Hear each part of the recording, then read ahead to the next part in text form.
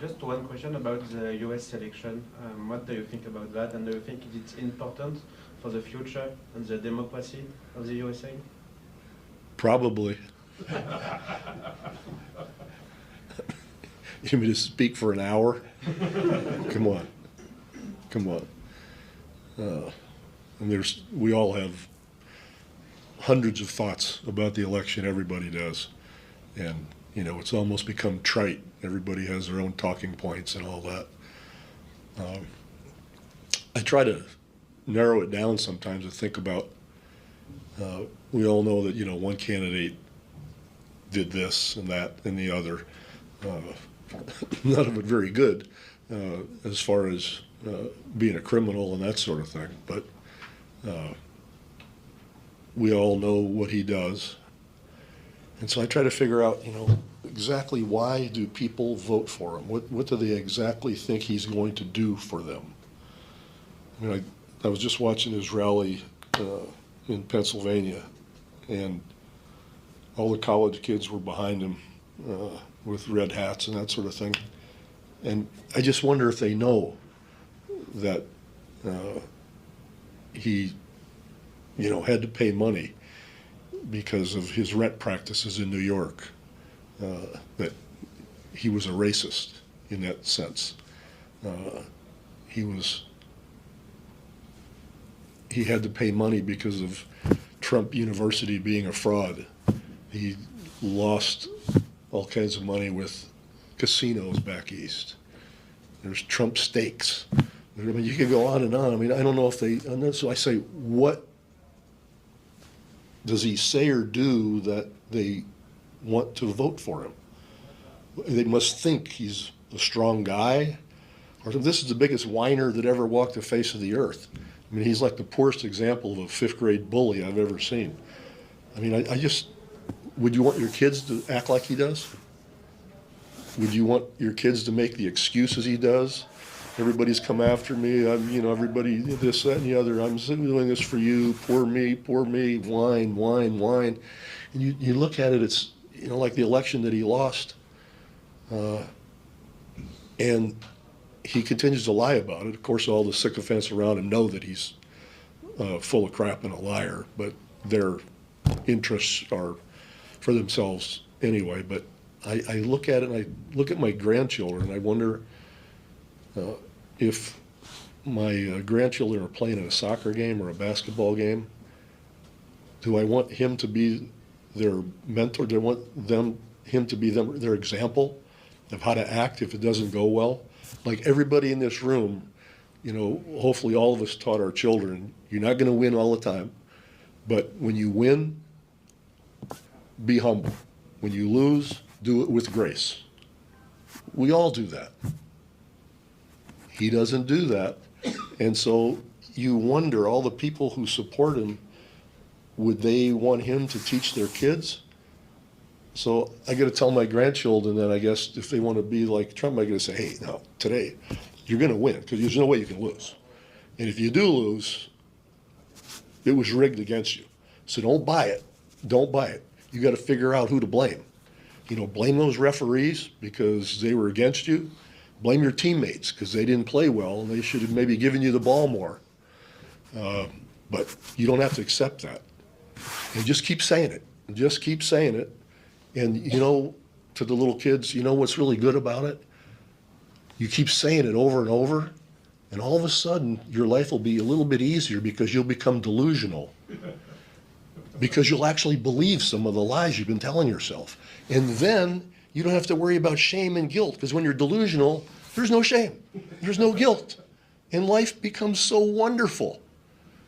And that's the kind of things I think about when I think, and he's a pathetic individual, a small man who has to make everybody around him smaller so that he thinks he's going to be bigger. And isn't that the same thing we tell all our kids in grade school? You know, that's not how you act. That's not what you do. But there's those college kids behind him cheering. And I want to know why. Do they think he's going to get him a job? You know, there's no policies, but we're going to get after Kamala Harris because somebody says she wasn't specific. She's been so specific compared to him, it's ridiculous. I just heard it again. I got his policies today. It's going to be great. It's going to be the greatest economy ever, just like it was before. People call me all the time and tell me, oh, taxes, oh, we're going to take care of that. It's not a problem. We're going to take care of that. There's nothing there except jibber jabber, and they're students. They're listening to him. I don't understand what's going on in their heads. So he's pathetic. He's small. He's a whiner. We all know that. But you wouldn't have him babysit your kids. You wouldn't hire him if you had a small business. You want that man in your business? There's no way. But you're going to vote for him for president because he's strong? I mean, Kamala Harris whipped his ass in the debate, just obviously, and he's running ever since. He doesn't want any part of her because, as she said before, she's eaten many of his type for lunch. As an attorney general, as a prosecutor, he's a small fry compared to some of the people she's gone after. And he knows it. So all he can do is cut people down, and do what he does. We've all seen all that kind of stuff. The ones that you can be even more angry about, because he's sick. He's a damaged man. He grew up the biggest wannabe there ever was in New York, right? We all know that. He wanted to be in the inner circle, but they laughed at him his whole life.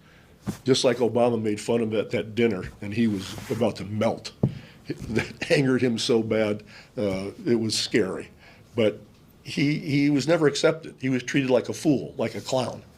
And now he's able to just give the finger to the world because of his position now. And that's what he's doing. He's getting back at everybody because he's so small, he's got to go after everybody, just like we all know the generals and Mike Pence and all that. We've all heard that before. But those people around him, the Grahams, the Cruzes, the Hawleys, the Meadows, McCarthy, McConnell, all those guys, all older white men, which so happens to be, they know he's an ass. They said it. I'm not saying that I think they think that. They've told us that ever since, 2015, 16, all that kind of thing.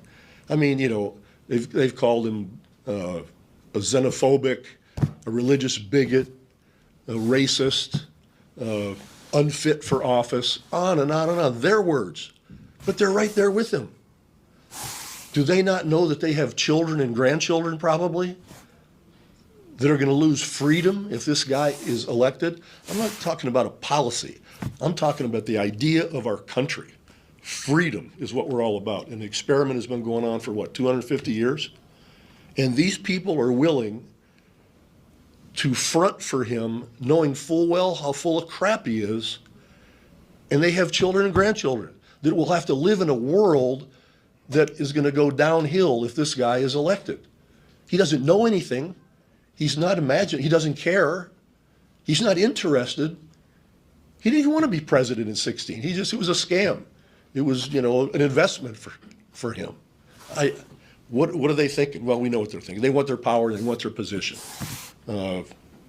People like Cruz are pathetic because we know that that's why they're there, because they've said things about him, their real feelings, but they don't care. They think we're all stupid, that we don't remember what they said, that kind of thing. So it's just such a dangerous situation because, the fact that he's damaged and now he's become delusional, you just listen to him, it's embarrassing.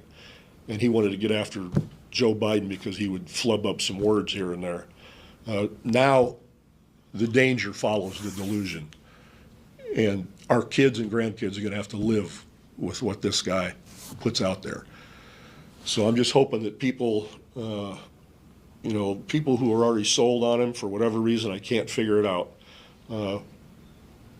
The ones that stay home and don't vote are the ones that worry me, because we need everybody to vote. And I hope that they won't stay home, that they'll understand that this guy is a scam artist. He's great at it. I'll give him credit for that. He's the best ever.